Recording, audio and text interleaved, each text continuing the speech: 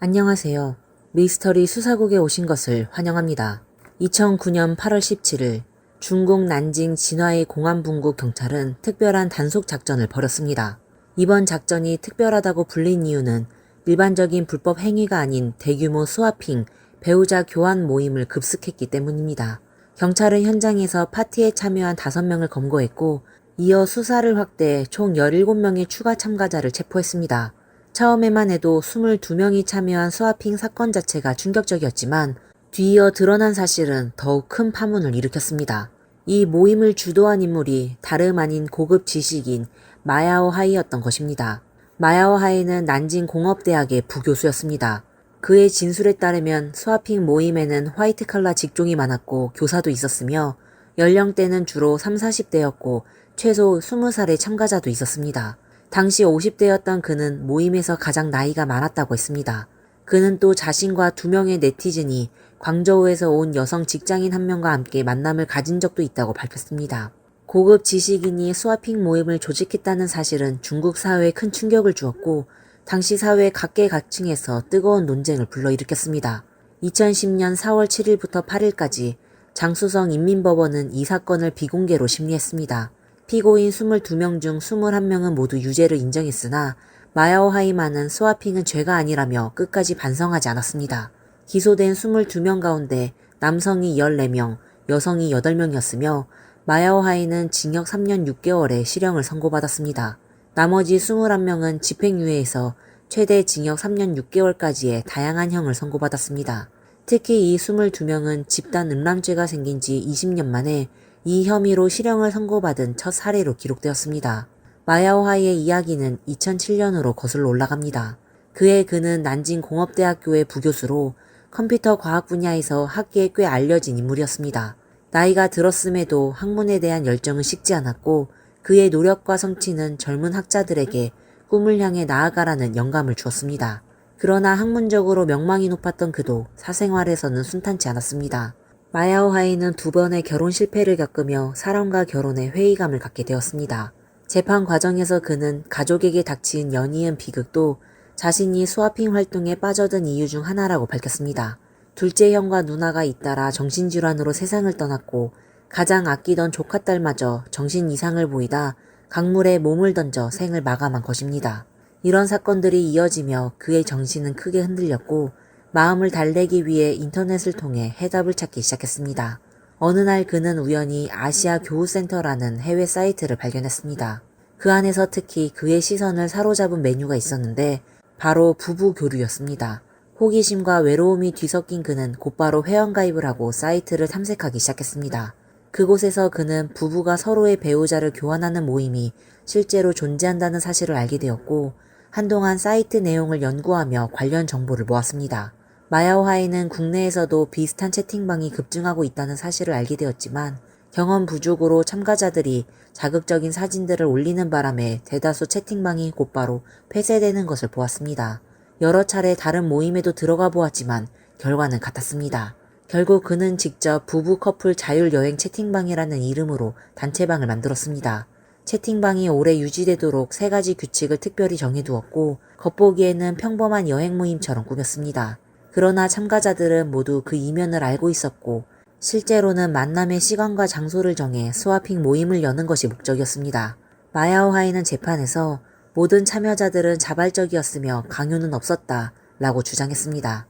2007년부터 2009년 사이 마야오 하이가 만든 이 모임은 점점 활기를 띠며 회원 수가 수백 명에 달했습니다. 대부분 난징과 인근 지역의 부부나 커플들이었고 중심에서 행사를 기획하고 주도한 인물은 바로 마야오 하이였습니다. 그는 직접 모임에 참여했을 뿐만 아니라 가끔 여성 네티즌을 임시 파트너로 초대해 함께 참석하기도 했습니다. 그의 시각에서 이런 만남은 삶의 새로운 영역을 탐험하는 것이었고 은밀한 외도보다 훨씬 개방적이며 솔직한 방식이라고 여겼습니다. 하지만 참여자가 늘어나면서 자연스럽게 반감을 가진 사람들도 생겨났습니다. 입소문이 돌다 결국 누군가가 경찰에 신고했고 2009년 8월 17일 난징 경찰은 한 체인 호텔을 급습해 현장에서 스와핑 파티를 즐기던 5명을 체포했습니다. 조사 과정에서 이들이 부부 여행 교류 채팅방에서 만났다는 사실이 드러났고 추가 수사를 통해 더 많은 참가자가 연이어 검거되었습니다. 모든 흔적은 양화왕이라는 닉네임을 쓰던 난징공업대 부교수 마야오하이를 가리키고 있었습니다. 재판 과정에서 마야오하이는 매우 침착했습니다. 그는 자신이 부적절한 일을 한 적이 없다며 모든 참가자가 성인이자 자발적으로 모임에 참여했고 누구의 권익도 침해하지 않았다고 주장했습니다. 개인의 사생활에 법이 과도하게 개입해서는 안 된다고 강조하며 오히려 일부 관리들의 은밀한 사생활보다 자신이 더 투명하다고까지 말했습니다. 그의 변호인 역시 국제 사례를 인용해 집단 은란죄가 시대 변화에 맞지 않고 정의가 모호하다고 기소에 의문을 제기했습니다. 그러나 검찰은 굴하지 않았습니다. 채팅방 대화 기록, 호텔 CCTV 영상, 다른 회원들의 증언을 제시하며 마야오하이가 최소 18차례의 모임을 직접 계획 주도했고 그 규모와 파급력이 사회 질서를 심각하게 해쳤음을 입증했습니다. 법원은 이 사건이 단순한 개인의 사생활을 넘어선 집단적 부도덕 행위로 사회도덕 풍토에 악영향을 끼쳤다고 판시했습니다. 수사 과정에서 경찰은 마야오하이가 2002년 이혼 후 혼자 지냈지만 연애 상대는 끊이지 않았음을 밝혀냈습니다. 그럼에도 그는 더 큰 자극을 찾아 스와핑 모임을 열망했고 이를 통해 욕망을 해소하려 했다는 것입니다. 2010년 5월 20일 1심 판결에서 마야오하이는 징역 3년 6개월을 선고받았고 함께 기소된 21명은 집행유예 또는 더 가벼운 형을 받았습니다. 마야오하이는 법정에서 불만을 드러내며 항소 의사를 밝혔지만 2심 역시 원심을 그대로 유지했습니다. 2013년 마야오하이는 모든 형기를 마치고 석방되었습니다. 사건이 세상에 알려진 뒤 중국 사회는 즉시 둘로 갈려져 치열한 논쟁을 벌였습니다. 한쪽에서는 마야오하이의 행동이 도덕적으로는 비난받을 수 있어도 어디까지나 개인의 선택이며 여기에 법이 개입하는 것은 과도하다고 보았습니다. 한 성악 전문가는 자신의 블로그에 배우자 교환은 소수 집단의 자발적 선택에 속하며 타인에게 해를 끼치지 않는다면 범죄로 처벌해서는 안 된다라고 주장했습니다. 동시에 중국 정법대학의 한 교수 역시 이 사건이 법 체계가 시대 변화에 뒤처져 있음을 드러낸다며 관련 법률의 재검토가 필요하다고 지적했습니다. 하지만 다른 한쪽에서는 충격과 분노가 컸습니다. 특히 대학 교수라는 그의 사회적 지위를 고려하면 학생들에게 본보기가 되어야 할 인물이 이처럼 사회 풍속을 해치는 행동을 했다는 점이 문제라는 것이었습니다. 이들은 법이 단순히 사회 질서를 유지하는 것에 그치지 않고 최소한의 도덕적 기준을 수호해야 한다고 강조했습니다. 마야오하이의 행동이 교육계에 부정적 이미지를 남겼으며 그로 인한 명예훼손은 매우 심각하다는 목소리도 나왔습니다. 이 사건은 개인의 자유와 법적 규제의 경계라는 오래된 논쟁을 다시 부각시켰습니다. 마야오하이는 타인에게 피해를 주지 않았다라고 믿었지만 법원은 그가 사회적 한계를 넘었다고 판단했습니다. 개인의 사생활은 어디까지 법의 테두리 밖에 있을 수 있는지, 법이 얼마나 엄격해야 하는지에 대한 질문이 쏟아졌습니다. 동시에 성과 결혼을 바라보는 사회적 시각이 얼마나 다양하고 때로는 충돌하는지 또한 드러났습니다. 또 하나 중요한 점은 사회적 지위가 주는 책임이었습니다. 교수라는 위치에 있던 마야오하이는 마땅히 일정한 사회적 책임감을 지녀야 했지만 그는 그 기대를 저버리는 선택을 했습니다. 대중의 비판은 단순히 배우자 교환 행위 자체에만 머무르지 않았습니다. 오히려 그는 공인으로서 부적절한 태도를 보였다는 점이 더 큰 문제로 지적되었습니다. 이 사건은 많은 사람들에게 경각심을 주었습니다. 높은 자리일수록 개인의 말과 행동을 더욱 신중해야 하며 한 번의 실수는 돌이킬 수 없는 추락으로 이어질 수 있다는 사실을 일깨울 것입니다. 이 이야기에 대해 여러분들은 어떻게 생각하시나요? 댓글에 여러분의 의견을 자유롭게 남겨주세요. 그럼 다음 시간에 다시 찾아뵙겠습니다. 감사합니다. 여자는 본인의 노력으로 직장에서 뛰어난 성적을 거둔 엘리트 여성이었습니다. 그리고 남자는 중산층 가정에서 태어난 잘생긴 의사였습니다. 두 사람은 운명적으로 뉴욕에서 만나게 됐는데요. 하지만 결국 두 사람은 차례대로 실종되었습니다. 경찰 조사 아래 기이한 진실이 사람들께 알려지게 됐습니다. 그럼 그 당시 도대체 무슨 일이 있었을까요? 그들은 또 어떤 복잡한 관계였을까요? 안녕하세요, 여러분. 미스터리 수사국에 오신 걸 환영합니다. 2003년으로 돌아가 사건에 대해 같이 알아봅시다. 미국 최대의 도시인 뉴욕은 미국에서는 물론 세계적으로 경제와 금융, 그리고 상업과 무역, 또 문화와 매체의 중심이라고 할 수 있습니다. 사람들이 흔히 듣는 브로드웨이와 월스트리트는 모두 뉴욕에 위치하죠. 뉴욕은 미국에서 인구 밀도가 가장 높은 도시일 뿐만 아니라 이민자들의 도시이기도 합니다. 최신 데이터에 따르면 이곳에는 300만 명을 넘는 이민자들이 지내고 있고 200개 이상의 언어를 사용한다고 합니다. 이곳은 가장 다양한 인구 집단이 모여있는 도시입니다. 그리고 오늘 우리가 얘기할 이야기는 바로 여기서 일어났습니다. 마리아 필라크루즈는 성공한 직장인으로 성공한 여성 투자 은행가라고도 할 수 있습니다. 그녀는 포덤대학교에서 MBA 학위를 취득한 후 시티은행에서 애널리스트로 일한 뒤 유명한 바클레이스 캐피털로 이직하여 수석 신용대출 애널리스트로 연봉이 20만 달러 이상, 한화로 약 2억 6천만 원을 넘게 됩니다. 아무런 배경이 없는 그녀에게는 이미 완벽한 삶을 살고 있다고 할 수 있습니다. 35세의 마리아는 키가 150cm에 불과하고 몸무게는 40kg이 조금 넘었습니다. 그녀의 키는 조금 작았어도 항상 활기찼습니다.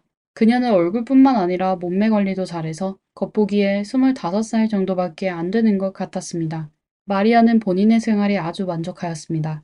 필리핀에서 태어나 꿈을 이루기 위해 과감히 고향을 떠나 미국으로 건너간 그녀는 미국 이민에 성공했을 뿐만 아니라 사람들이 부러워할 만한 직업도 가지고 있습니다. 마리아에게는 일이 전부였습니다. 그녀는 한 번도 지각하지 않고 조퇴한 적도 없으며 모든 일에 최선을 다했습니다. 그러나 이렇게 성실한 그녀가 어느 날 갑자기 무단결근을 했습니다. 2003년 4월 14일, 그날은 월요일이었습니다. 그녀의 동료들은 아침 일찍 출근하여 회의를 진행하였습니다. 그러나 이상하게도 항상 가장 일찍 도착하는 마리아가 나타나지 않았던 거죠. 그리고 그녀의 핸드폰이 꺼져 있었고 아파트로 연락을 해도 전화 받는 사람이 없었습니다. 이렇게 3일 동안 기다리게 된 동료들은 결국 더 이상 기다릴 수 없어 마리아의 아파트로 찾아갔습니다. 그들이 도착했을 때 그녀의 문 앞에는 3일간의 월스트리트 저널이 쌓여 있었습니다. 분명 무언가가 이상했습니다. 마리아의 상사 한스는 마리아가 입사할 때 등록한 비상연락처에 전화를 걸었습니다. 그녀는 뉴저지에 사는 마리아의 작은 어머니였는데 작은 어머니는 아들에게 그녀의 아파트로 가게 하였습니다. 경찰의 도움으로 그들은 마리아 아파트의 문을 열었습니다. 그들은 방 안으로 들어가자마자 싸한 느낌이 들었고 부엌 싱크대에는 접시가 높이 쌓여 있었고 식탁 위에는 포도 한 송이가 놓여 있었습니다. 방 안에는 뒤집힌 흔적과 싸운 흔적이 없었고 붉은 자국도 없으며 마리아만이 사라졌습니다. 마리아의 가족은 바로 경찰에 신고했지만 뉴욕 경찰은 이러한 실종 사건에는 크게 의미를 두지 않는 것 같았습니다. 사실 아마 사건을 조사하고 싶지만 그럴 능력이 부족했습니다. 기록된 데이터에 따르면 2003년 초 4개월 동안 뉴욕 경찰서에서는 18,400건이 넘는 실종 신고 접수가 있었습니다. 만약 이전의 실종자까지 계산하면 더욱 무서운 숫자일 겁니다. 대부분의 실종 사건은 미스터리로 남게 됐는데요. 이것 또한 뉴욕 경찰의 무능을 증명하였습니다. 마리아의 가족은 경찰을 믿지 못하여 사람 찾는 공고를 대량 인쇄하여 뉴욕의 거리에 붙였으며 또 여러 기자를 연락하여 뉴욕의 주요 신문에 실종자 공지를 게재했습니다. 그들은 심지어 웹사이트를 만들어 정보를 수집하였죠. 하지만 몇 개월이 지났는데도 유력한 단서를 얻지 못했습니다. 단지 4월 13일 오전 11시쯤 마리아가 근처 교회로 가는 걸 누군가가 목격했다는 것과 그녀가 회사로 가 다음날 회의에 필요한 자료를 챙겼다는 것만 알게 됐습니다. 이후로 그녀는 다시 나타나지 않았습니다. 경찰은 아파트 근처의 CCTV를 통해 마리아가 사라지기 전 별 이상이 없다는 걸 확인했습니다. 그녀는 검은색 옷을 입었는데 약속이 있는지 빠른 속도로 거리에서 걷고 있었습니다. 그녀의 뒤에는 미행하는 사람이 없었습니다. 그럼 마리아는 어떻게 사라진 것일까요? 그리고 그녀는 누구를 만나러 간 것일까요? 마리아의 컴퓨터에서 이메일 내역을 조사한 결과 경찰은 마리아가 수년 동안 흑모설이라는 병에 시달렸다는 걸 발견하였습니다. 이것은 구강질환의 일종으로 환자의 혀가 검게 변하게 됩니다. 신체 건강에는 아무런 영향이 없지만 보기에는 좋지 않았죠. 마리아는 다양한 치료법을 시도해봤지만 아무 효과가 없어 최근에는 레이저 치료를 받고 있었습니다. 마리아가 사라지기 이틀 전 그녀는 갑자기 의사와의 예약을 취소했는데 공교롭게도 그녀가 실종된 날에 그녀의 신용카드 이용 내역에 따르면 그녀가 그 의사의 병원 근처에 나타난 것으로 확인되었습니다. 마리아와 의사가 주고받은 이메일에 따르면 의사가 신용카드 결제 말고 미화로 400달러, 한화로 약 52만 원을 현금으로 결제해달라고 한 적이 있습니다. 그리고 마리아가 사라지기 전에 바로 400달러를 인출했었습니다. 이로써 두 사람이 만났다는 것을 알 수 있었죠. 경찰은 레이저 치료를 담당한 의사가 마리아의 실종과 관련이 있을 거라고 추측하여 경찰 측은 그를 조사하기 시작했습니다. 이 의사의 이름은 딘 파이엘로인데요. 경찰이 그에게 신문을 하려고 했을 때 그가 병원은 닫고 저택을 팔고 이미 출국했다는 사실을 알게 되었습니다. 미국에서의 모든 걸 포기하고 혼자 출국하는 것은 아무리 봐도 어떤 문제가 있는 것 같았습니다. 1959년 딘 파이엘로는 뉴저지의 중산층 가정에서 태어났습니다. 그는 어렸을 때부터 잘생겼을 뿐만 아니라 또 매우 똑똑하여 이웃들은 그를 아주 좋아했습니다. 메디슨 고등학교를 졸업할 때 그는 동급생들로부터 성공할 가능성이 가장 높은 사람으로 선정되었습니다. 그의 가족들도 물론 그에게 큰 기대를 품고 있었죠. 1977년에 딘은 렌셀러 폴리테크닉 대학에 입학하게 됐습니다. 그는 잘생긴 외모와 탄탄한 몸매로 유학생들 사이에 인기가 많았습니다. 원래 모든 것이 좋은 방향으로 나아가고 있었지만 딘은 2학년이 되자 갑자기 학교를 그만두었고 건설 현장에서 일하기 시작했습니다. 그러다 그는 공사 작업반장까지 맡게 되었죠. 그리고 막노동을 하게 된 딘의 몸매는 더욱 완벽해졌습니다. 처음 딘의 아버지는 아들이 학교를 그만둔 것에 아주 불만스러웠지만 아들이 학교를 다니지 않아도 잘 지내는 걸 보고 점차 아들의 결정을 따르기로 하였습니다. 하지만 딘은 하나의 결정으로 아버지를 화나게 하여 병원에 입원까지 하게 됐습니다. 딘은 자신이 동성애자이며 남성에게만 관심이 있다고 공개적으로 밝혀 그 후로 그는 게이바와 나이트클럽을 방문하기 시작하였습니다. 딘은 잘생긴 외모로 아주 큰 인기를 얻게 되었습니다. 1980년대 내내 딘은 다양한 나이트클럽을 다니며 인생을 즐기기 시작했습니다. 그의 남자친구들도 계속 바뀌게 됐습니다.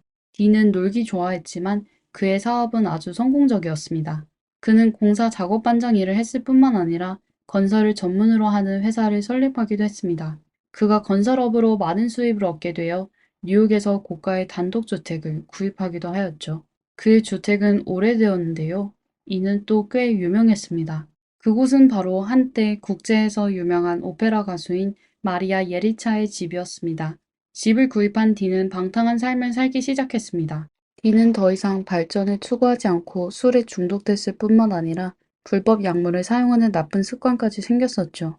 그리고 아침부터 밤까지 집에서 술을 마시고 파티를 여는 경우가 많아 그가 모아둔 돈은 얼마 지나지 않아 전부 다 써버렸습니다. 비록 그가 건설 현장으로 돌아가기만 하면 그는 여전히 돈을 벌 수 있지만 게으른 생활에 익숙해진 그의 사고방식은 이미 너무나도 달라져 있었습니다. 그는 건설업을 하면 수익이 높았지만 너무 힘들다고 생각했습니다. 이에 그는 쉽게 돈 벌 수 있는 직업이 없을까 생각하기 시작하였습니다. 1990년이 되어 미국 사람들은 패션과 뷰티에 점점 더 열광하게 되었는데요. 부자들은 멋져 보이기 위해 돈 쓰는 것을 서슴지 않아 했습니다. 그 결과 일부 헬스 스파센터도 이로 인해 급속히 성장을 이루었습니다. 딘은 스파에서 일하다 가게주인 마이클 하트를 알게 됐습니다. 마이클은 딘이 재능 있는 사람이고 그가 타락하는 게 안타깝다고 생각하여 딘에게 나쁜 버릇을 전부 버리라고 하며 그와 같이 일하면 건설 현장에서 일하는 것보다 더 많은 돈을 벌 것이라고 딘을 설득하였습니다. 어쩌면 새로운 직업이 신기해서 또 돈을 벌 수 있는 기회로 생각해서인지 딘은 마이클을 믿고 나쁜 습관을 버리고 스파에 출근하게 됐습니다. 처음 그는 아무것도 몰라 간단한 제모 작업만 했습니다. 그러다 얼마 안 돼 딘은 열심히 노력하여 레이저 제모 전문 작업가가 되었죠. 1995년 스파 주인 마이클이 세상을 떠나게 되어 딘은 뉴욕 맨해튼으로 가 일자리를 찾기 시작했습니다. 그는 피부과 전문의인 로리 폴리스가 운영하는 스파에서 일하게 됐습니다. 그 매장은 마이클의 매장보다 훨씬 더 컸으며 더욱 중요한 건 그곳의 고객은 전부 돈이 많은 사람들이었죠. 대부분 손님은 브로드웨이 배우와 할리우드의 스타였습니다. 듣기로는 마돈나도 그곳을 자주 방문했다고 합니다. 딘은 새로운 직장이 아주 마음에 들었고 기회가 가득한 뉴욕도 매우 좋아했습니다. 그는 1년 넘게 스파에서 일해왔으며 고객들로부터 호평을 받았습니다. 딘의 야망을 품게 되어 결국 독립하기로 결심했습니다. 그러다 얼마 안 돼 그는 파크 에비뉴에 본인의 병원을 설립하고 값비싼 레이저 장비를 임대했습니다. 처음 그는 레이저 제모 사업만 하여 잘생긴 외모와 노련한 실력으로 사업이 잘 돼갔습니다. 하지만 점점 많은 돈을 벌게 되자 어렵게 끄는 나쁜 습관을 다시 갖게 되었습니다. 낮에는 흰색 옷을 입고 예의 바르게 행동하며 손님에게 아주 친절하게 대했으며 밤이 되기만 하면 딘은 술을 마시기 시작했고 불법 약물을 흡입했습니다. 그는 직업 때문에 오피오이드 비강 스프레이를 접할 수 있었습니다. 이는 진통제의 일종으로 코 스프레이로 약을 투여하며 약효도 아주 강력했습니다. 딘은 점차 그 약에 집착하게 되었죠. 사실 그는 스파에서 일할 때부터 환자를 마취하고 그 약을 훔친 적이 있었는데요. 복용하는 약이 증가하게 되어 환자의 약만 훔치는 것으로는 부족하게 되어 그는 로리 의사의 처방전을 훔쳐 서명을 위조하고 많은 약을 처방했었습니다. 그 약은 2.5ml 한 병에 $100, 한화로 약 13만 원 정도 하는 아주 비싼 약이었는데 딘은 하루에 적어도 한 병을 사용했었습니다. 1998년 10월 로리 의사는 누군가 자신의 서명을 위조하여 수많은 처방전을 사용한 사실을 발견하게 되었고 바로 경찰에 신고하였습니다. 경찰은 바로 딘을 찾게 됐는데요. 그가 불법 약물을 소지하고 있는 것도 발견하게 됐습니다. 하지만 딘은 전과가 없었기에 법원은 그에게 집행유예 3년과 해독 의무형만 선고했습니다. 딘은 돈을 많이 벌기는 하지만 지출도 많아 저축이 없었습니다. 그리고 본인의 범행이 들키게 되어 그의 생활은 더욱 어려워졌습니다. 할 수 없이 그는 임대료가 보다 저렴한 곳으로 병원을 옮겼습니다. 그는 보다 많은 돈을 벌기 위해서 주말에도 쉬지 않고 일하였습니다. 그리고 병원의 경영 범위도 급하게 확장시켰죠. 레이저 제모에서 레이저 흉터 제거, 레이저 피부 리프팅, 레이저 문신 제거, 또 다양한 스킨케어 등을 운영하였습니다. 돈만 주기만 하면 그는 모든 손님을 받아들였습니다. 딘이 불법 약물을 끊고 진지하게 일하게 되자 얼마 안 돼 딘은 또 많은 고객을 얻게 됐습니다. 하지만 역사는 다시 반복되었습니다. 돈이 생기자 딘은 예전의 생활로 돌아가 또 술과 불법 약물에 빠지게 됐고 더 이상 사업에 신경을 쓰지 않았습니다. 그는 모아둔 돈이 바닥났을 뿐만 아니라 빚도 지게 된 거죠. 할 수 없이 남자친구 그렉 바흐에게 손을 벌리게 되었고 바흐는 딘에게 수천 달러를 여러 번 빌려주었지만 딘은 불법 약물에 중독되어 아무리 많은 돈을 빌려줘도 턱없이 부족했습니다. 그러다 딘은 또 임대료가 없어 병원을 18번가 근처의 그라머시 파크로 옮기게 됐습니다. 그 당시 딘에게는 이미 선택의 여지가 없었습니다. 그는 많은 빚이 생겼으며 남자친구와도 헤어지게 되었고 그리고 클리닉 사업도 예전만큼 좋지 않았으며 또한 그의 클리닉에서 치료를 받은 후 피부에 심각한 문제가 발생하고 심지어는 외모가 손상되는 증상이 나타났다는 고객들의 불만이 자주 접수되었습니다. 2002년 9월 딘의 클리닉은 이미 세 무리의 사람들로부터 주목을 받고 있었습니다. 그중 두 명은 기자인데요. 그들은 딘이 불법 진료로 많은 사람에게 피해를 줬다는 소식을 받아 몰래 조사하기로 하였습니다. 그리고 경찰도 그를 주목하는데요. 로리 박사의 신고로 딘의 병원을 조사하기 시작하였습니다. 기자는 비밀 조사와 증거 수집을 거쳐 2002년 10월 6일 뉴욕 포스트의 일면에 그가 당신의 피부를 짓무르게 할 것이다 라는 폭발적인 뉴스가 게재되었습니다. 그 뉴스는 딘에 대한 보도인데요. 딘이 의학적인 지식이 없고 대학도 졸업하지 않았으며 그는 그냥 제모사였는데 클리닉을 개업한 것이었다 라는 이야기였습니다. 그 후 그는 급하게 사업을 확장했는데 확장한 사업은 전문적인 의학 배경과 자격증이 필요했습니다. 하지만 딘의 병원은 어떠한 자격도 갖추지 않았고 그는 많은 환자의 피부 문제를 악화시켜 합병증까지 일으켰습니다. 뉴스가 보도되자 딘은 면허 없이 영업을 한 혐의로 체포되었습니다. 그 당시 뉴욕의 법률은 무면허 의료 행위에 대한 처벌이 심각하지 않았는데요. 최고 형량은 징역 4년뿐이었습니다. 딘은 5,000달러, 한화로 약 660만 원의 보석금을 지불하고 체포 당일에 석방됐습니다. 물론 그의 석방 조건은 더 이상 의료 행위를 하지 않는 것이었죠. 소득이 없어진 딘은 50만 불, 한화로 약 6억 6천만 원의 빚을 지고 있을 뿐만 아니라 소송도 해결해야 했습니다. 고민 끝에 저택을 팔아야만 현재의 공경에서 살아남을 수 있을 것 같았습니다. 하지만 그 집은 이미 너무 낡은 상태였습니다. 집이 잘 팔리도록 하기 위해서는 집에 대한 약간의 수리가 필요했죠. 수리 비용을 모두 전 남자친구 바흐로부터 빌린 것이었습니다. 그 후 그는 변호사를 통하여 검찰과 유죄 인정 합의를 보았습니다. 딘은 반년 동안만 교도소에서 지내면 됐죠. 합의 조건 중 하나는 그가 경찰에 협조하여 보험 사기를 한 의사 2명을 체포하는 거였습니다. 이게 아마 딘이 모든 걸 해결하는 가장 좋은 방법이었을 겁니다. 그는 그냥 집을 팔아 빚을 갚고 불법 약물을 끊고 6개월간 감옥에 있으면 되고 감옥에서 석방된 후 합법 사업을 하면 그는 곧 다시 좋은 삶을 살 수 있게 될 것입니다. 하지만 딘은 무모한 선택을 하였습니다. 그는 법원 재판이 끝나기 전에 몰래 맨해튼의 한 아파트에서 병원을 개업하여 온라인으로 고객을 모집했습니다. 불행하게도 35살의 마리아가 딘을 찾게 됐습니다. 딘은 그녀에게 자신의 성공 사례와 의료 자격증을 보여주며 본인이 마리아의 병을 완치해주겠다고 약속했습니다. 마리아는 급히 치료받기 위하여 또 딘이 전문적인 모습에 넘어가 그녀는 딘의 말을 믿고 진료하기로 결정하였습니다. 이어 앞서 말씀드린 그녀가 마지막으로 CCTV에 나타나게 됐습니다. 마리아의 이메일 내용으로 미루어 보았을 때 마리아는 2003년 4월 13일에 현금을 인출한 후 딘의 진료소를 방문한 후 다시는 걸어 나오지 않았습니다. 경찰 조사 과정에서 뉴욕대 병원의 한 의사가 중요한 단서를 제공했는데요.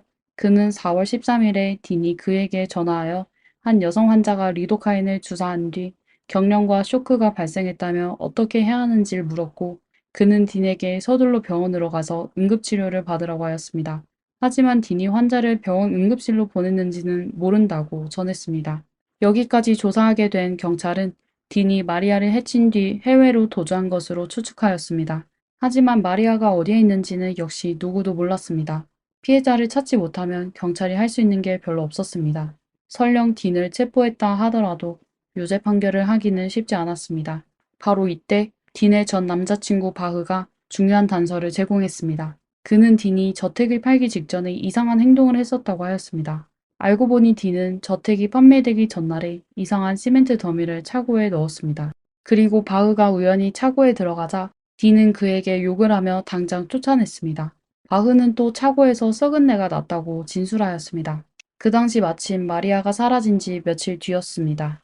그의 진술을 듣게 된 경찰은 바로 딘의 집으로 달려갔습니다. 그 당시 그 집은 주인이 바뀌었었는데요. 경찰은 양해를 구한 뒤 저택을 수사하기 시작하였습니다. 2월 18일 경찰은 수색 끝에 차고에서 검은색 여행 가방을 발견했습니다. 그리고 그 안에는 실종된 마리아가 들어 있었습니다. 딘은 도주하였지만 그를 추적하는 건 어렵지 않았습니다. 그의 출국 기록을 통해 그가 단기 비자를 갖고 코스타리카행 비행기에 탔다는 걸 확인했습니다.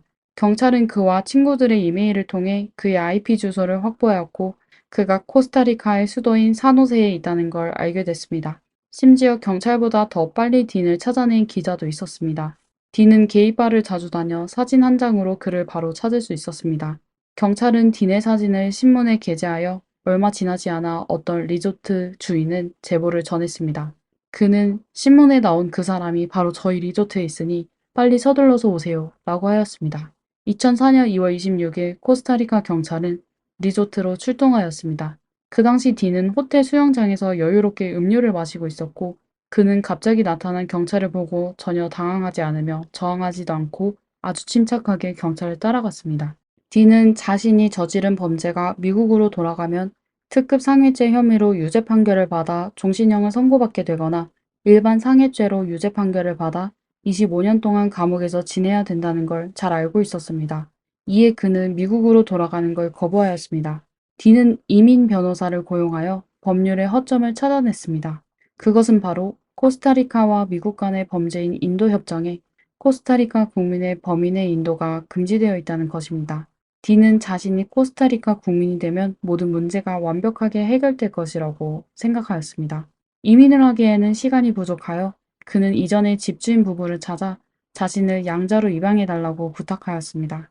이에 그의 국적 문제도 해결할 수 있을 거라고 생각했습니다. 그의 방법은 법에 합당하였지만 판사는 딘이 찾은 집주인 부부가 그보다 어려 그의 입양 합의를 거부했습니다. 아들이 부모보다 나이가 많다는 건 터무니없는 말이죠. 이후 딘은 송환을 막기 위해 여러 가지 방법을 시도했지만 결국 전부 실패하였습니다. 2005년 5월 딘은 결국 미국으로 인도되었습니다. 사건의 직접적인 증인이나 증거는 없었지만 간접적인 증거가 충분하여 딘은 자신이 처벌을 면할 수 없음을 알고 유죄를 인정하기로 결정하였습니다. 그는 검찰과의 자백 협상을 통해 1급 폭행죄와 무면허 의료행위 죄를 인정하고 20년의 유기징역형을 선택했습니다. 물론 딘은 자신의 범행 과정을 진술해야 했습니다. 딘은 자신이 의사라고 마리아를 속여 그녀의 병을 완치해줄 수 있다고 하였습니다. 2003년 4월 13일 그는 마리아를 자신이 몰래 운영하고 있는 병원으로 불러 치료를 시작했습니다. 마리아가 수술대에 누운 후 딘은 마취제 리도카인을 그녀의 혀에 주사하기 시작했습니다. 첫 번째 주사에 효과가 없어 딘이 연속하여 여러 번의 주사를 했는데 마리아가 갑자기 경련을 일으켰죠. 만약 전문의였다면 환자가 그 약에 알레르기 반응이 있다는 걸 파악하였을 것이고 알레르기 약을 주사하고 또 제때 응급실로 보내 구조하기만 하면 큰 문제가 없을 것입니다만 D는 전문의가 아니었기 때문에 마리아가 경련을 일으켜 쇼크에 빠진 것을 보고 매우 당황하였고 긴장했습니다.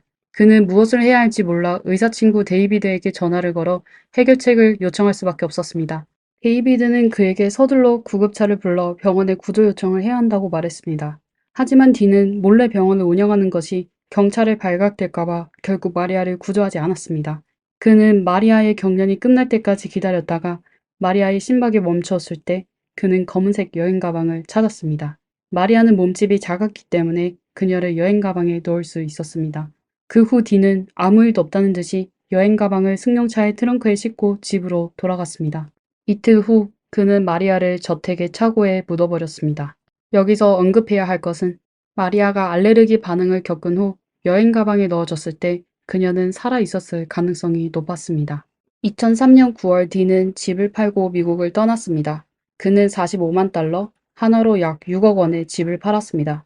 딘이 바흐에게 9만 5천 달러, 한화로 약 1억 2천만 원의 돈을 빌렸지만 한화로 약 1318만 원만 갚았습니다. 그 외의 빚도 D는 일부만 갚았습니다. 그는 코스타리카에 도착한 후에도 숨어서 살지 않았으며 집을 판 돈으로 고급 리조트에서 호화로운 생활을 이어갔고 체포되기 전까지도 술집과 유흥주점을 자주 드나들었었죠. D는 징역 20년을 선고받았지만 사실 아티카 교도소에서 17년만을 복역하였습니다. 그는 행상이 양호하여 조기 석방되었습니다. 그는 교도소에 있을 때 대부분의 시간을 글을 쓰는데 보냈고 출소 후 그는 식료품점에서 수리공으로 일을 했습니다. 2022년 D는 ABC 프로그램의 인터뷰에 응했는데요. 그는 자신이 의사가 아니며 면허 없이 의료 행위를 했었다고 인정했습니다.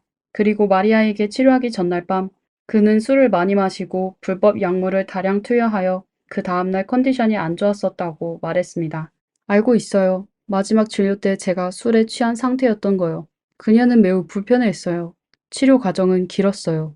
저는 너무 많은 마취제를 사용했어요. 인터뷰 도중 D는 처음으로 마리아의 가족에게도 공개적으로 용서를 구하였습니다. 저는 매일 마리아와 그녀의 가족이 생각나요. 그리고 제가 왜 겁쟁이처럼 행동했었는지요. 그녀는 정말 관대했어요. 저는 그녀로부터 많은 것을 배웠어요. 저는 그녀가 저를 탈바꿈하도록 하고 있고 제가 좋은 사람이 되도록 돕고 있다고 생각해요. 제가 저지른 악행을 영원히 되돌릴 수 없다는 걸 알고 있어요. 지금 제가 할 수 있는 건 다른 사람들이 저와 같은 실수를 하지 않도록 돕는 것 뿐입니다. D는 법적 처벌을 받고 공개 사과를 했지만 마리아의 가족이 딸을 잃은 고통이 결코 사라지지는 않을 것입니다. 한 가지 언급해야 할 점은 딘이 마리아가 사고를 당하기 전 7년 전부터 병원을 운영해 왔습니다. 그리고 그 7년 동안 많은 사람들이 불만사항을 호소했지만 그는 처벌을 받지는 않았습니다. 기껏 해봤자 위치를 바꾸는 것이었고 계속해서 병원을 운영했었죠. 간단한 레이저 제모는 괜찮았지만 복잡한 레이저 시술은 규정에 따라 자격을 갖춘 의사가 시술해야 합니다. D는 의사 자격 없이 7년 동안 무면허로 사람들을 치료해 왔다는 건 정부의 감독에도 문제가 있다는 것입니다. 요즘 뷰티 클리닉의 다양한 프로젝트가 큰 인기를 얻고 있습니다. 모두가 아름다움을 좋아하지만 이에 반드시 신중함도 기울여야 할 것입니다. 오늘의 영상은 여기까지입니다. 재미있게 보셨다면 좋아요와 구독 부탁드리겠습니다. 이상 미스터리 수사국이었습니다. 감사합니다. 다음 영상에서 뵙겠습니다.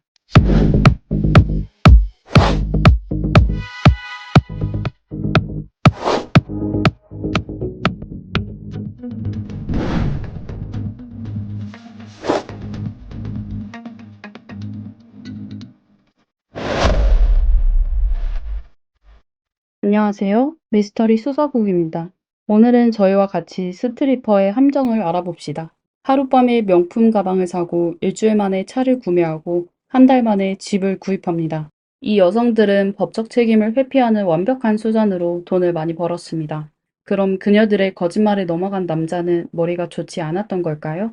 사실 이 몇 남성들은 겉보기에 결코 그렇게 멍청해 보이지도 않습니다. 우선 오늘 사건의 주인공 로슬린 케오에 대해 알아봅시다. 그녀는 어릴 때부터 뛰어난 사업 능력으로 초등학생 때 용돈을 모아 월마트에서 큰 봉지에 과자와 사탕을 사곤 했습니다. 그러고는 집에서 작은 포장으로 나누어 반 친구들에게 팔아 차익을 벌곤 하였죠. 로슬린의 친아버지는 그녀가 3살이 되던 해에 아무 말도 없이 그녀와 그녀의 어머니를 두고 집을 떠났습니다. 그녀의 어머니는 아이들을 키우기 위하여 아침 저녁으로 일하다가 몇 년이 지나지 않아 더 이상 버틸 수 없게 되었고 조부모에게 아이를 맡기고 아직 젊다는 이유로 부유한 노인과 결혼하여 다시는 로슬린을 돌보지 않았습니다. 재정적 어려움으로 로슬린은 17살에 학교를 중퇴하고 레스토랑에서 웨이트로 일을 하게 되었습니다. 그녀는 열심히 일하며 또 말주변이 좋아 다른 사람들보다 팁을 더 많이 얻을 수 있었습니다. 하지만 그녀가 번 돈으로 가족을 먹여 살리기에는 턱없이 부족했습니다. 특히 그녀는 어머니처럼 20살이 되기 전에 딸을 낳았는데 남자친구도 그녀의 아버지처럼 아이가 태어나자마자 떠나버렸죠. 고민 끝에 로슬리는 돈을 더 많이 벌기 위해 나이트클럽에서 일하기 시작했습니다. 그녀가 살고 있는 도시는 인구수가 매우 적어 그녀에 관해 이야기하는 것이 가족들에게 영향을 끼칠까봐 그녀는 짐을 싸서 뉴욕으로 가기로 했습니다. 사실도 그녀의 선택이 옳다는 것을 증명했습니다. 뉴욕에 도착하자마자 그녀는 유명한 스포츠 클럽에서 스페셜 댄서로 일하게 됐습니다. 그 클럽은 체인점으로 전국에 지점을 두고 있었죠. 하지만 뉴욕에 있는 클럽은 특별했는데 댄서들은 아름다웠고 아주 과감하였습니다. 그리고 클럽은 뉴욕의 비즈니스 센터와 가까웠고 월스트리트 엘리트들이 술을 마시고 스트리퍼가 춤추는 걸 보며 스트레스를 풀곤 했습니다. 그들은 또한 그곳에서 고객을 접대하고 사업에 대해 논의하는 것을 좋아했습니다. 스트리퍼들이 큰 돈을 벌 수 있는 비결은 누가 부자인지 정확히 파악한 뒤 적절한 시기를 찾아 돈을 한 번에 크게 버는 것이었습니다. 이와 관련해서 그녀들은 모두 자신만의 비법을 가지고 있었죠. 남자가 어떤 시계를 차는지, 어떤 벨트를 착용하는지, 어떤 휴대폰을 사용하는지, 어떤 카드를 사용하는지 등을 살펴서 그들을 등급으로 분류합니다. 그녀들은 남자들의 등급에 따라 다양한 유혹 수단을 사용하죠. 상대방이 부자라는 사실을 확인하게 되면 바로 다양한 스킬을 동원해서 그 남자가 술을 사고 팁을 주도록 유도합니다.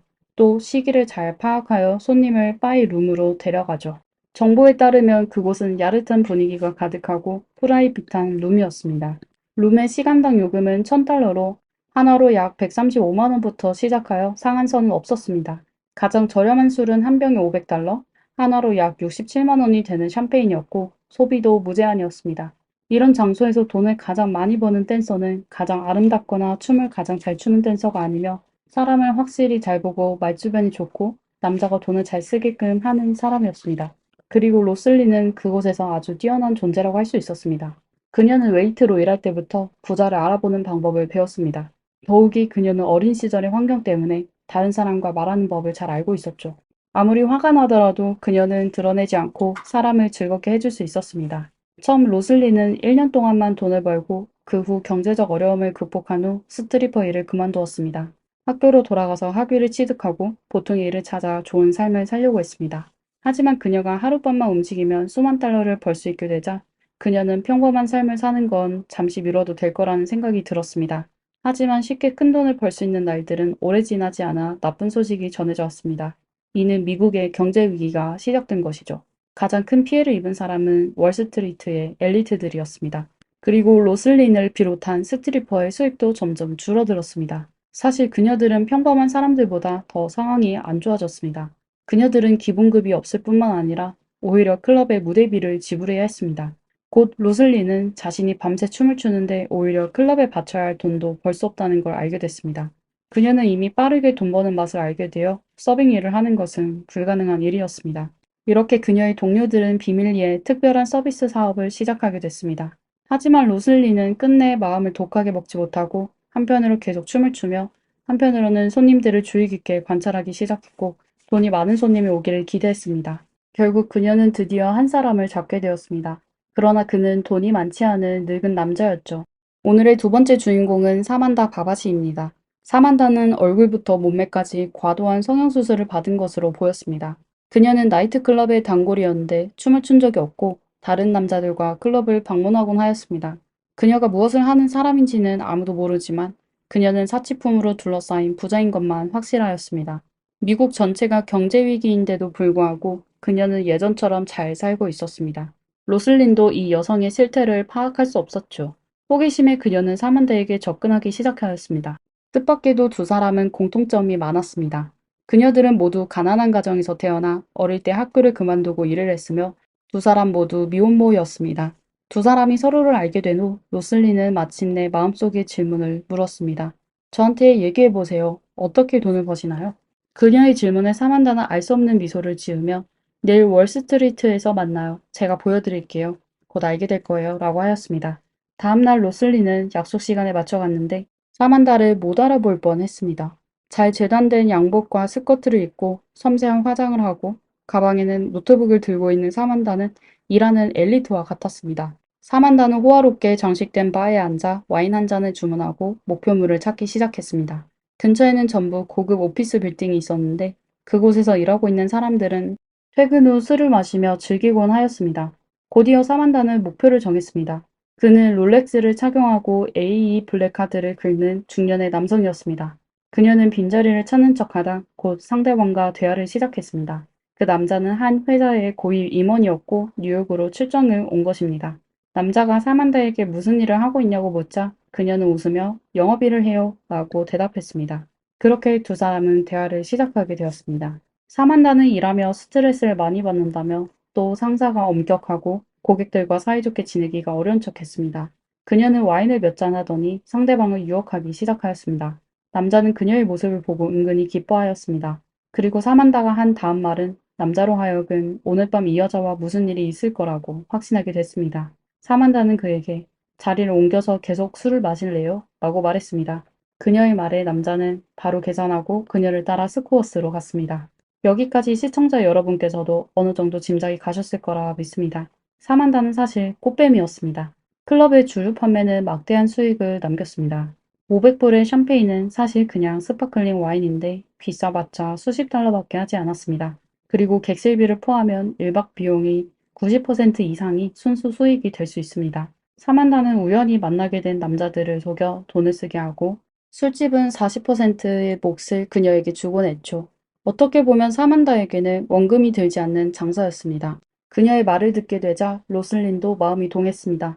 클럽에서 손님이 찾아오기를 기다리는 것보다 차라리 옷을 입고 돈을 벌 수 있는 이 일에 도전해보고 싶었습니다. 마침 사만다는 본인도 나이가 들어 이 일을 몇 년 더 할 수 없을 것이라고 생각했죠. 새로운 사람들을 훈련시켜 본인에게 돈을 벌어다 주는 것도 괜찮을 것이라고 생각하였습니다.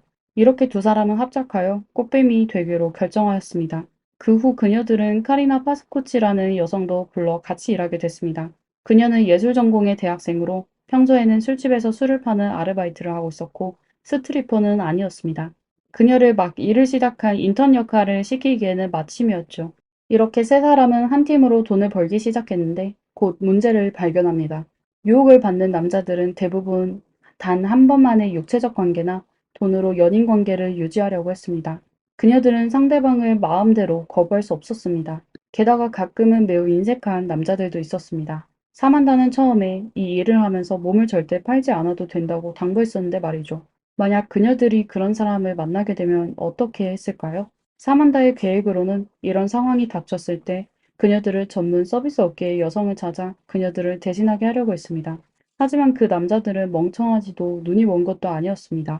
불을 꺼서 얼굴이 안 보이면 괜찮은데 만약 상대방이 불을 켰을 때는 또 어떻게 해야 할까요? 이에 사만다는 그녀들이 사람을 취하게 할 수밖에 없다고 하였습니다. 그녀들은 수년 동안 술집에서 일해와 주량이 괜찮았습니다. 하지만 어떤 사람은 그녀들보다 술을 더 잘 마셨습니다.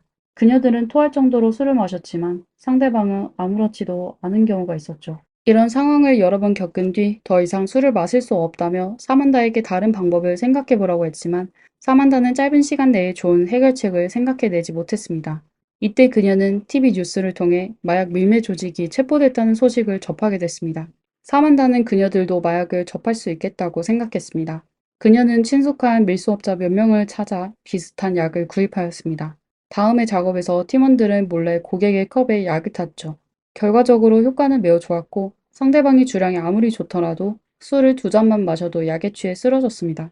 그녀들은 몇 번의 투약에 곧 그 약물이 놀라운 부작용을 가지고 있다는 걸 발견하게 됐습니다.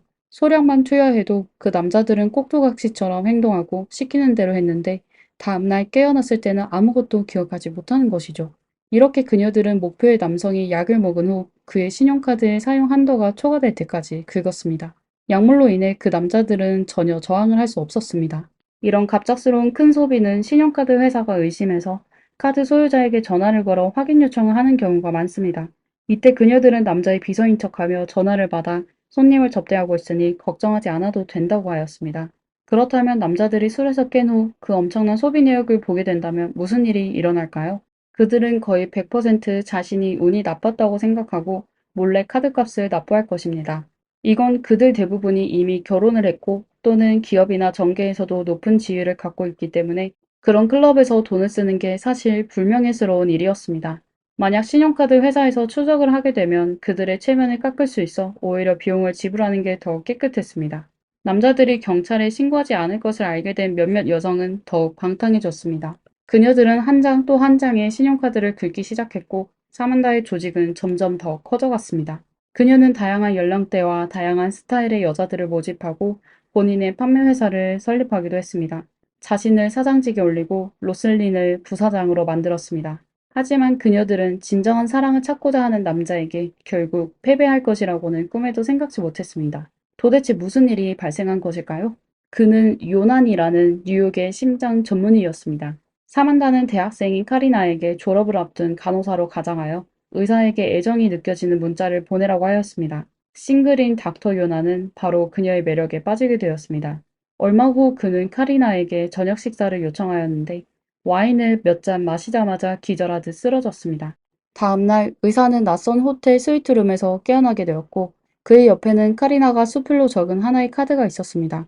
카리나는 어젯밤 두 사람이 즐거운 시간을 보냈다는 말이 적혔으며 의사가 술을 너무 많이 마셔 방을 구할 수밖에 없었다며 카드의 마지막 부분에는 핑크색 하트가 그려져 있었고 곧 다시 만나자고 적혀 있었습니다. 의사는 본인의 주량이 괜찮은데 어떻게 몇 잔의 와인으로 취했는지 의아해했습니다. 그리고 아무리 생각해도 전날 밤에 무슨 일이 일어났는지 기억이 나지 않았습니다.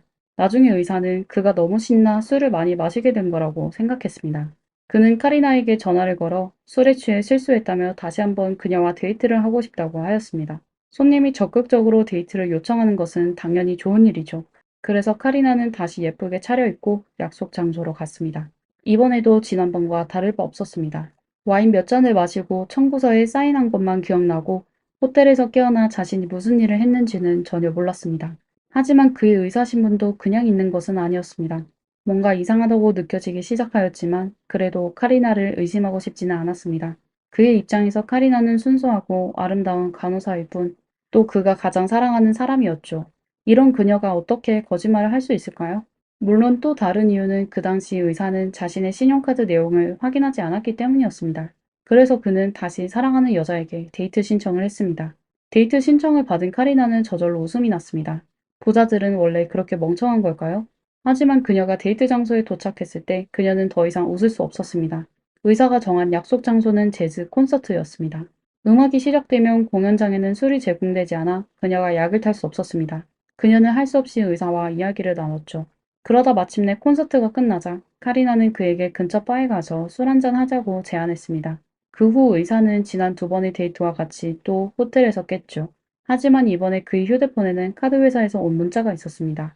그의 카드에는 비정상적으로 큰 액수의 소비가 있어 그에게 확인 전화를 달라는 내용이었습니다. 그리고 의사가 그 비용을 확인했을 때 그는 크게 놀랐습니다. 지난 2주 동안 그의 카드에는 전혀 기억하지 못하는 세 건의 내역이 있었습니다. 한 번은 6만 달러, 하나로 약 8천만 원이고, 한 번은 8만 달러, 하나로 약 1억 1천만 원이었으며, 또 한 번은 전날 밤에 12만 달러, 하나로 약 1억 6천만 원을 쓴 것이었습니다. 세 번의 소비는 전부 스코어스라는 클럽과 그 옆에 있는 레스토랑에서 결제한 것입니다. 곰곰이 생각해보니 이 세 번은 전부 카리나와 데이트하며 술에 취했었던 겁니다. 그제서야 의사는 마침내 무슨 일이 일어났는지 알게 됐습니다. 그는 바로 카리나에게 전화하여 그녀를 욕했습니다. 카리나는 그를 아예 블랙리스트에 올렸고요. 분노에 빠진 의사는 갑자기 자신이 사흘밤 동안 술을 마신 뒤 비정상적으로 기억을 잃었다는 사실이 떠오르게 되어 그는 바로 병원으로 달려가 검사를 받았습니다. 그 결과 그의 몸에서는 암페타민, GHB4 하이드록시 부탄산, 그리고 강력한 수면제 등의 성분이 검출됐습니다. 그는 검사 결과를 경찰서로 가져가 다른 사람이 본인에게 마약을 투약하여 본인의 신용카드를 도용했다고 하였습니다. 하지만 경찰이 클럽의 CCTV 영상을 그에게 보여주자 의사는 말문이 막혔습니다. 그날 밤 그는 3명의 젊은 여성과 함께 클럽을 갔었는데 발걸음이 불안정했지만 그는 의식이 있는 것처럼 보였고 누군가 그를 안으로 밀어넣지는 않았습니다. 그날 밤 일한 땐 써도 의사가 즐거운 시간을 보냈고 다음에 또 올게 하며 청구서에 사인까지 했다고 하였습니다. 의사 몸에 들어있는 성분에 대해 여자들은 그게 전부 불법 약물이라며 의사가 술에 취해 스스로 먹은지 누가 알겠냐고 하였습니다. 이에 경찰조차도 의사가 자발적으로 클럽에 간 것이라고 여겼고 그렇지 않으면 어떻게 3번 연속이나 당할 수 있었을까요? 그들은 의사가 단지 신용카드의 빚을 지불하지 않으려 하는 것 같았죠. 사실 이 돈은 의사에게 큰 문제가 아니었습니다. 하지만 그는 당했다는 것을 정말 참을 수가 없었고 이는 사기 소비라며 지불을 거부했습니다. 클럽은 지불 거부해 신용카드 회사를 고소했습니다. 이어 신용카드 회사는 의사를 고소했습니다. 세 당사자는 서로를 상대로 소송을 시작했습니다. 경찰은 이 인색한 의사를 다소 경멸했지만 그렇다고 가만히 있지도 않았습니다. 그들은 이 의사가 경찰에 신고하기 전 스코어스 클럽이 소비자에게 사기를 친다는 여러 차례의 신고를 받았던 것을 발견했습니다. 또한 서명을 위조하고 신용카드를 부정 사용했다는 의심 사례도 있었습니다. 하지만 신고인이 자신의 신원을 밝히기를 원하지 않아 결국 별다른 결과는 없었습니다. 술집 호객 행위는 이론적으로 처벌하기 어려웠죠. 하지만 신용카드를 도용하는 건 범죄로 판단하여 조사할 수 있었습니다. 경찰은 이 방향으로 조사를 시작하였습니다. 그리고 그들은 고객으로 위장하여 조사하기 시작했습니다. 경찰은 우선 뉴욕의 한 고급 호텔에 객실 2개를 예약했습니다. 그중 하나의 룸에는 카메라와 도청기가 장착되어 있었고 다른 룸에는 경찰들이 숨어 있었습니다. 그들은 뛰어난 연기력과 부자처럼 생긴 경찰에게 고급 자동차와 시계를 장식했고 그가 호텔 아래층의 바에서 술을 마시며 꽃뱀의 관심을 끌도록 하였습니다. 그리고 그들의 작전은 그날 밤 성공을 하게 됐습니다. 한 젊어 보이는 여성이 휴가 기간 동안 관광 가이드 아르바이트를 하고 있다며 잠복 경찰을 찾아갔습니다. 두 사람은 대화를 나누며 금세 친해졌습니다. 그러다 그녀는 자연스레 뉴욕의 스코어스 클럽이 매우 유명하다고 동료가 그랬는데 여자라서 혼자 공연장에 들어가기가 부끄러워요. 같이 그곳으로 가 구경해 주실 수 있을까요? 라고 물었습니다. 그녀의 말을 들은 잠복 경찰은 바로 고개를 끄덕이며 좋아요. 위층 방에 중요한 물건을 두고 왔는데 우선 룸을 들렸다가 그곳으로 갑시다. 라고 하였습니다. 그러자 의사의 말대로 그 여성은 룸으로 들어가자 경찰에게 술을 더 마시자고 했습니다. 경찰은 방에 있는 와인 캐비닛을 열고 그녀에게 선택하라고 하며 그 여성의 행동을 주시하고 있었습니다. 그러자 그는 여자가 손바닥에 숨겨둔 흰 가루를 몰래 와인에 붓는 걸 목격했습니다. 그녀는 아무 일 없는 척하며 경찰에게 다가가 웃으며 마시라고 권유했습니다. 경찰은 술을 마시는 척하며 소매에 꿰맨 스펀지에 몰래 와인을 부었습니다. 하지만 다음으로 경찰관은 한 가지 문제에 직면하게 되었습니다. 이 술을 마신 후 도대체 어떤 효과가 날까요? 경찰은 이게 마약과 같은 성분이 있다는 건 잘 알고 있지만 어떤 반응이 있는지는 몰랐습니다. 그는 할 수 없이 몇 분 후 침대에 쓰러져 자는 척했습니다. 경찰의 예상은 본인이 잠들게 되면 그녀들은 신용카드를 찾아 돈을 마구 쓰는 것이었습니다. 하지만 여성은 화장실에서 나온 후 경찰이 침대에 누워 자고 있는 것을 보고 매우 당황했습니다. 그녀는 경찰을 부축하며 그를 깨우려고 했습니다. 경찰도 상대방이 왜 본인을 깨우려는지 이해하지 못했죠. 하지만 여기까지 온 이상 경찰은 잠든 척하며 상대방의 다음 행동을 기다릴 수밖에 없었습니다. 여성은 경찰을 깨우지 못했고 바로 휴대폰을 꺼내 우두머리인 사만다에게 도움을 요청했습니다. 몇 분 지나지 않아 4명의 여성이 달려들어 왔는데 그 중에는 의사를 3번이나 속인 카리나도 있었습니다. 그리고 이번에 행동을 진행한 여성은 분명히 젊고 경험도 없어 보였습니다. 그녀는 초조해하며 어떻게 된 건지 모르겠다며 복용량에 맞춰 투약했는데 이 남자가 한 잔의 술에 이렇게 됐다고 하였습니다. 카리나는 경찰의 심장박동과 호흡을 확인했지만 아무런 이상도 발견하지 못했습니다. 그녀도 의아해하며 이런 적이 처음이라고 하였습니다. 그녀의 말을 들은 경찰은 그제서야 약은 그를 잠들게 하려는 게 아니라는 걸 깨닫게 됐습니다. 하지만 이제 와서 4명의 여자 앞에서 벌떡 일어나 아무 일도 없는 척 할 수가 없었죠. 그는 계속 잠든 연기를 계속할 수밖에 없었습니다. 카리나는 바로 리더인 로슬린에게 전화를 걸었는데 로슬린은 어떻게 하든 그를 깨워서 클럽으로 보내라며 본인 없이는 카드를 쓸 수 없다고 하였습니다. 이에 그녀들은 찬물을 뿌리고 뺨을 때리며 얼음을 붓고 또 머리카락과 가슴의 털을 뽑고 팔을 깨무는 등의 다양한 방법을 사용했습니다. 그녀들의 당황한 행동에 모니터 앞에서 보고 있는 경찰들도 더 이상 참지 못해 그를 구출하려고 했습니다.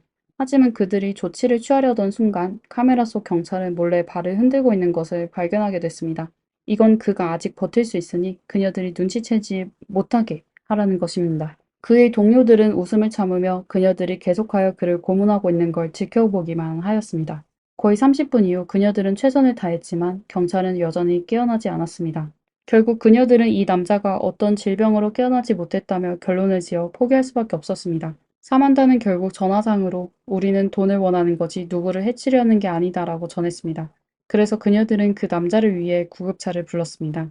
의사가 도착한 후 그녀들은 현장을 떠났습니다. 잠복경찰은 그제서야 고통에서 벗어날 수 있었죠. 그들의 잠복 작전은 결국 코미디로 끝났습니다.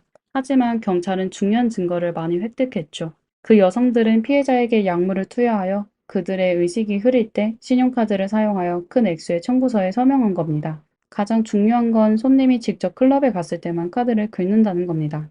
이건 아주 영리한 행동인데요. 카드를 자신의 손으로 긁지 않는 한 절도범죄와 연관시키기가 어렵기 때문이었습니다.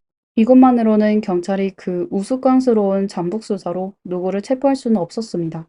그들은 다른 방법을 찾을 수밖에 없었습니다. 새로운 방법은 사실 오래된 방식이지만 적들의 내분을 일으키는 것이죠. 이번 작전에 참여한 사람은 젊은 여경이었습니다. 그녀는 일한다는 명목으로 목표 조직에 들어갔습니다. 여경은 조사를 통해 그녀들이 실제로 관계가 좋은 사람과 보기에 좋은 관계를 유지하는 사람이 있다는 걸 알게 됐습니다. 배급된 돈이 적어 갈등을 겪은 사람도 있었습니다. 이렇게 잠복경찰의 선동으로 정말로 누군가가 조직의 범행 과정을 자백하게 됐습니다. 투약했다는 사실을 증명할 수 있다면 곧바로 상해죄 판정이 될 수 있었죠. 투약한 사람은 무조건 감옥에 가야 했습니다. 이에 경찰은 바로 단호하게 몇몇의 주범을 체포하여 사기 조직을 해체시켰습니다. 사람은 잡혔지만 사건의 또 다른 어려운 점은 바로 피해자가 협조를 전혀 하지 않으려고 하는 점이었습니다. 의사 외에 조사에 협조하겠다는 사람은 단 3명뿐이었고 그들은 모두 얼굴을 노출시키지 말라고 요청했습니다. 나머지 사람들은 경찰이 전화하여 사건에 대해 알아보려고 했지만 전부 전화를 끊었습니다. 피해자도 자신이 돈을 잃었다는 사실을 인정하지 않는데 사건은 어떻게 처리할 수 있을까요? 그래서 이 여성들의 변호사들은 이 기회를 이용해 법정 심리 대신 자백 협상을 체결하자는 조건을 내걸었습니다. 이렇게 하면 양측 모두가 목표를 달성할 수 있었죠. 협상 결과 2명의 주범 사만다와 로슬린에게 집행유예 5년이 선고됐습니다. 그녀들은 보석협정에 준수한다며 감옥에 갈 필요조차 없었습니다. 나중에 로슬린은 고향으로 돌아가 부모님과 딸과 함께 살았습니다. 그녀는 추후 영화의 각색에 많은 공헌을 했으며 시나리오 작가의 로열티도 많이 받았을 겁니다. 사만다는 나중에 성형외과 의사의 조수가 되었습니다. 로슬린과 달리 사만다는 영화가 자신의 이미지를 비방했다고 생각했습니다. 심지어 제작진과 배우 제니퍼 린 로페즈를 고소하기도 하였습니다. 그리고 결과는 어떻게 됐는지는 아직 결론이 나지 않았습니다. 그리고 카리나를 포함한 다른 공범 2명도 실제로 형을 선고받았지만 그녀들이 형을 집행하는 방식은 아주 이상했습니다. 그녀들은 일요일에만 감옥에 가서 보고하고 그날 밤 감옥에서 다시 나올 수 있었고 또 이렇게 지속적으로 반년만 있으면 됐습니다. 그리고 이번 사건의 또 다른 주인공인 자신이 좋아하는 사람에게 3번이나 속게 된 의사는 여성들이 죄를 자백한 뒤 신용카드사와 스코어즈 클럽과 합의에 도달했습니다. 그는 청구서를 지불할 필요가 없었고 클럽은 더 이상 돈을 요구하지 않았으며 신용카드 회사는 의사의 신용 한도를 복원했습니다. 세 당사자는 전부 소송을 기각했습니다. 신기한 건 스코어즈 클럽은 이번 사건에 대해 어떠한 법적 처벌도 받지 않았으며 심지어 휴업 정리 필요도 없이 지금까지 꾸준히 운영해 오고 있습니다. 오늘의 영상은 여기까지입니다. 이 사건에 대해 어떻게 생각하시나요? 아래의 댓글에 남겨주세요. 영상을 재미있게 보셨다면 좋아요와 구독 부탁드리겠습니다. 감사합니다. 미스터리 수사국입니다. 다음 영상에서 뵙겠습니다.